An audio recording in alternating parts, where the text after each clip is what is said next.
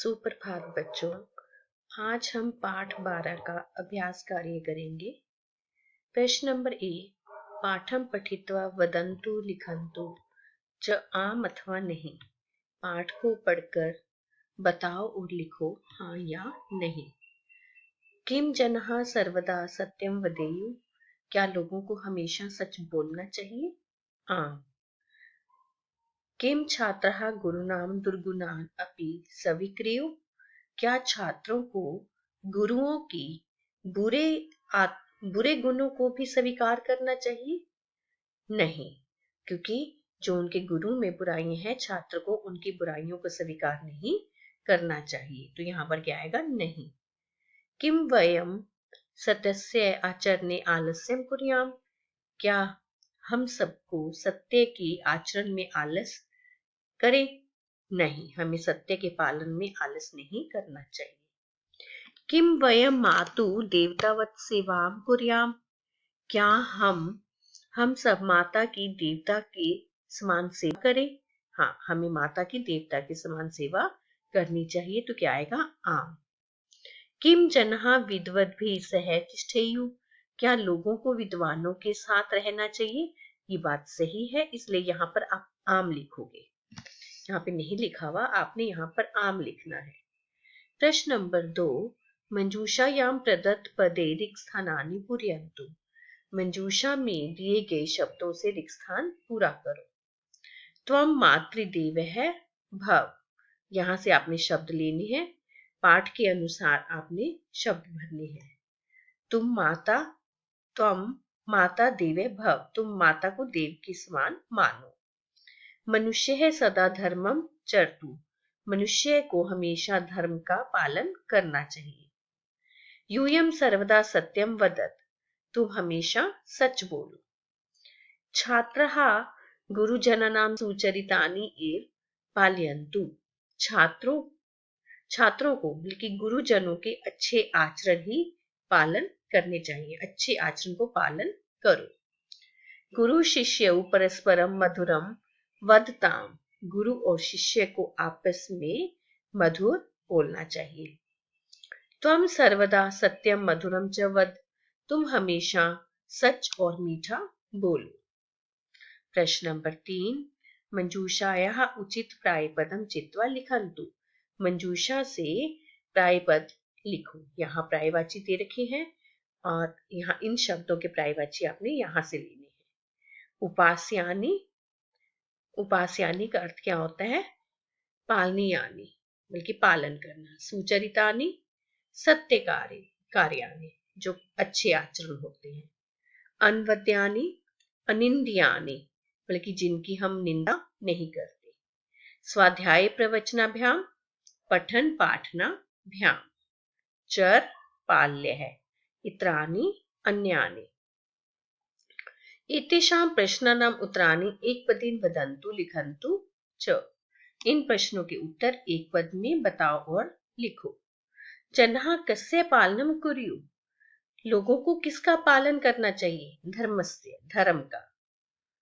जनः आचार्यस्य कथम आदरम कुर्युः, लोगों को आचार्य का कैसे आदर करना चाहिए? देवतावत, देवता के समान। वयम कीदृशानि कर्माणि न कुर्याम, हमें कैसे कार्य नहीं करने चाहिए? अनवद्यानि, हम कैसे कार्य नहीं करें? अनवद्यानि, हमें कार्य नहीं करने चाहिए। छात्रा स्वाध्याय प्रवचनाभ्याम किम न कुर्युः, लेकिन लोग छात्रों को स्वाध्याय के प्रवचनों से क्या नहीं करना चाहिए?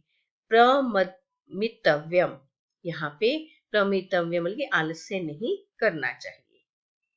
आचार्य शिष्यम उपदिष्टि, अत्र उपदिष्टि इति क्रियापदस्य कर्तृपदम किम, अब उपदिष्टि यहाँ पर क्रिया है तो आपने इसका कर्ता लिखना है, तो कर्ता क्या आएगा यहाँ पर? आचार्य। एतेषां प्रश्नानाम् उत्तराणि पूर्णवाक्येन वदन्तु लिखन्तु च, पूरे वाक्य में आपने उत्तर इसके लिखने हैं। अध्ययनस्य पश्चात आचार्य किम करोति, अध्ययनस्य पश्चात आचार्य शिष्यम उपदिशति, अध्ययन के पश्चात आचार्य शिष्य को उपदेश देते हैं। छात्र ही कीदृशानि कर्माणि सेवित्यानि, छात्रों को कैसे कार्य करने चाहिए? छात्र ही अनवद्यानि कर्माणि सेवित्यानि, जो अनिंदनीय कार्य है उनको करना चाहिए। छात्रः पितु कथम आदरं कुर्युः, छात्रों को पिता का कैसे आदर करना चाहिए? छात्रः पितु, यहाँ पितु में विसर्ग आएगी, देवतावत आदरं कुर्युः, छात्रों को पिता को देवता के समान आदर करना चाहिए।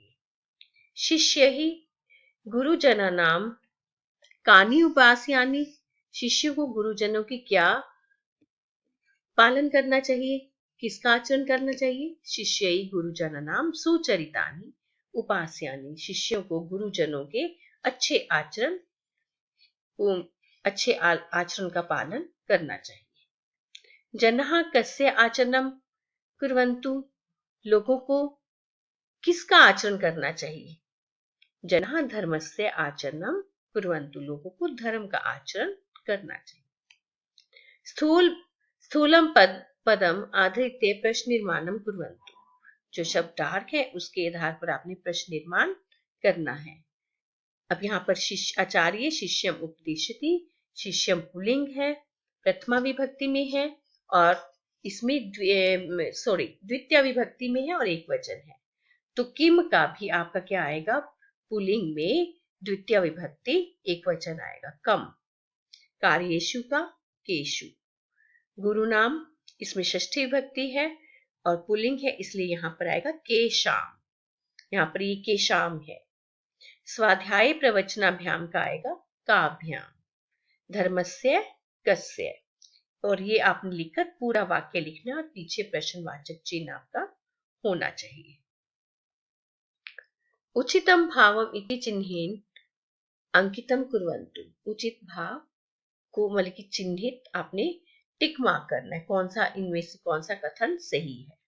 सत्यम वद, क्या इसमें सही है? सर्वदा सत्यम वदेयु, हमेशा सच बोलना चाहिए। यदा कदा सत्यम वदेयु, कभी कभी सच बोलना चाहिए, गलत है। सत्यम असत्यम च वदेयु, सत्य और असत्य बोलना चाहिए, ये भी गलत है। पहले वाला ठीक है। धर्मम चर, धर्म का आचरण करो। धर्मस्य आचरणम यदा कदा करियो, धर्म का आचरण कभी कभी करना चाहिए, गलत। धर्मस्य मार्गे न चलेयु, धर्म के मार्ग पर नहीं चलना चाहिए, गलत। सदैव धर्मस्य मार्गे चलेयु, हमेशा धर्म के मार्ग पर चलना चाहिए, ये सही है। आगे चित्राणाम समक्षम पाठात उचितां पंक्तितां चित्वा लिखन्तु, पाठ से उचित पंक्ति लेकर आपने चित्र के अनुसार लिखना है। अब पहला चित्र है, इसमें क्या आएगा? आचार्य देवो भव। यहाँ पर बच्चे पढ़ रहे हैं धर्मम च। अब देखो पिता को देवता के समान माना जा रहा है, पिता के पांव छू रहा है, तो क्या आएगा? पितृदेवो भव। अब अतिथि का सत्कार किया जा रहा है, तो क्या आएगा? अतिथि देवो भव। व्याकरण, इस व्याकरण में अब कारक हैं, कारक दिए गए हैं। तृतीय पाठे वयम कर्ता कारक, कर्म कारक, करण कारक, संप्रदान कारक, अपठाम। तीसरे पाठ में हमने ये कारक पढ़े थे, कर्ता, कर्म, करण, संप्रदान, ये हमने कारक तीसरे पाठ में पढ़े थे। अधुना अपदान कारक, संबंध कारक, अधिकरण कारक, संबोधन कारकम च पठामि। अब हम ये कारक पढ़ेंगे। अपादान कारक, अपादान कारक में पंचमी विभक्ति का प्रयोग होता है। जहां पर अपादान कारक हो वहां पर पंचमी विभक्ति लगती है, ये आपने याद करना है। अपादान में पंचमी विभक्ति। अब गंगा हिमालयात निर्गच्छति, अब यहाँ पर आपको पता है गंगा हिमालय से निकलती है, अलग हो रही है, तो अपादान कारक है और पंचमी विभक्ति का प्रयोग किया गया है। वृक्षात पत्राणि पतन्ति, वृक्ष से पत्ते गिर रहे हैं, तो यहाँ पर अपादान कारक के कारण पंचमी विभक्ति का प्रयोग किया गया है। इन सब वाक्यों में जो शब्दार्थ है, इनमें अपादान कारक के कारण पंचमी विभक्ति का प्रयोग किया गया है। अब इसका जो अभ्यास कार्य है नीचे, अब इसमें अधोलिखितेषु वाक्येषु पंचमी विभक्ति रूपे रिक्स्थानानि पूरयन्तु। नीचे दिए गए वाक्यों में पंचमी विभक्ति के रूप से रिक्स्थान को पूरा करो। अब अहम डैश फलम आनयामि, मैं बाजार से फल ला रहा हूं, क्योंकि बाजार से फल अलग हो रहे इसलिए आप नात आएगा।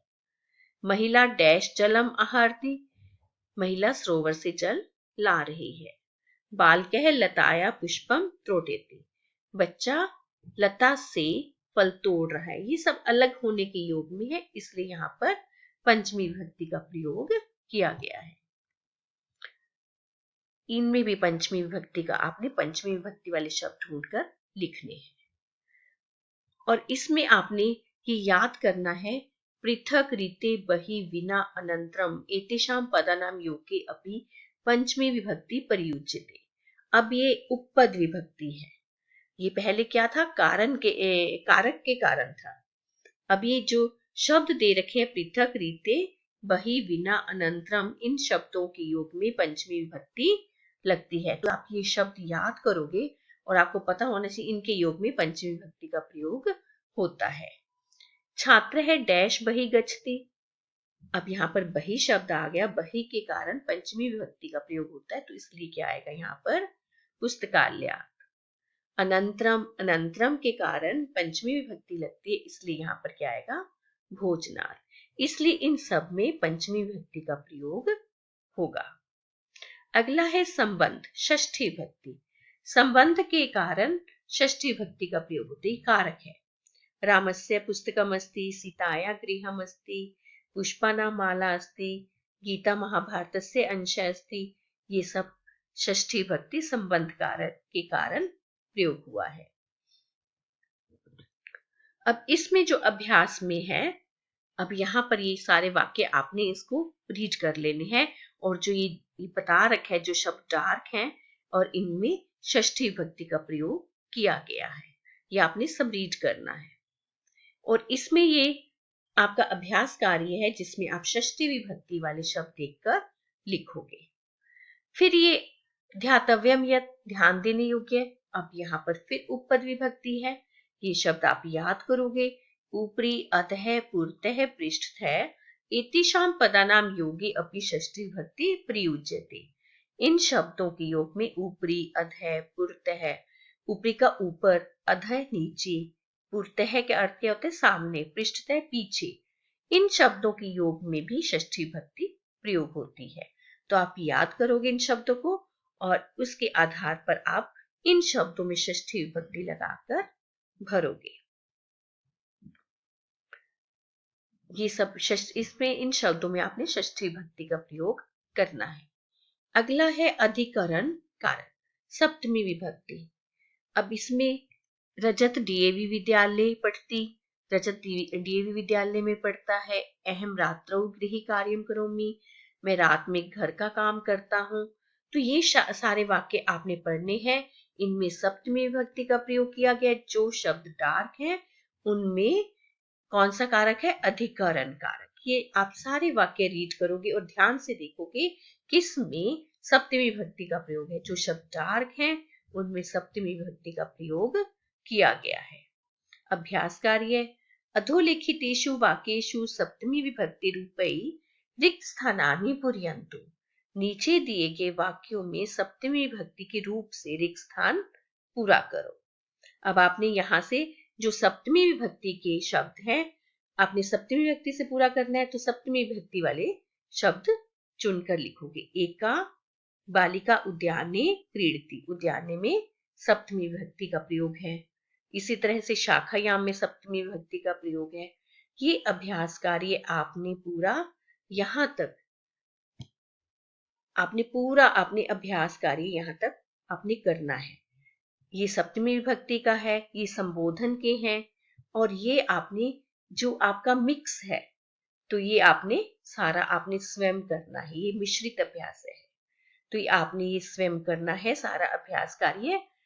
तो उसके बाद हम फिर बाद में उपपद विभक्ति का अभ्यास कार्य अलग से कॉपी में करेंगे। पहले बुक में आपने इसको पढ़कर अभ्यास कार्य आपने पूरा करना है। धन्यवाद बच्चों।